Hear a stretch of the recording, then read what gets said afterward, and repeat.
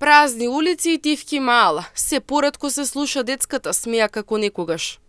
Денешните деца и млади поминуваат премногу време на телефоните, истакнуваат анкетираните граѓани. Според нив, наместо децата времето да го поминуваат во игра и дружење, се почесто се гледаат како седат со часови пред екрани. Дел од нив сметаат дека телефонот е корисен само во одредени ситуации, но прекумерната употреба штети. Постарите генерации велат дека порано имало повеќе движење, игра и вистинска детска радост, за разлика од денешната зависност од технологијата. Цел ден што ќе работат други. Цел ден седат. И ние старите седеме, не младите деца. Не е убаво. Не е убаво се едно време дали одеа старите, дали со телефон се расправа. Порни беа него ле сега. Сега ги нема нигде да се играат, се са на телефоните што ќе играат. Постарите генерации се сеќаваат дека порано имало повеќе игри, дружење и весела детска енергија. Исто така тие предупредуваат дека прекумерното користење на телефоните може да влијае и на расположението и на здравието.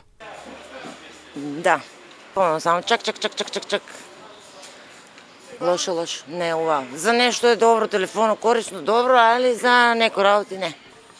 Штете како не. Секако дека штете. Многу ретко да видиш повеќе на телефоните, седнали и си играте игрички. Зависи како сум расположена и како имам време.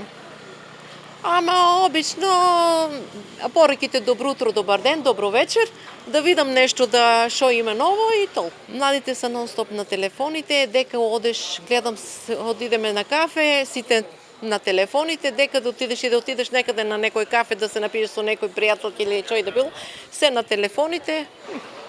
Телефон баво. Јас сум постара и играле сме си по улицата, играли сме си играчки, такви работи, биле сме повесели, посрекни, отколку сега децата со телефоните. Јас гледам по мене, колку повише време сум на телефону, мене почнува да ме фаќа нервоза, да треперам, разбираш. Штипјани вела дека додека времето полека минува, останува прашањето: дали технологијата ни ги приближи луѓето или тивко не оддалечи едни од други?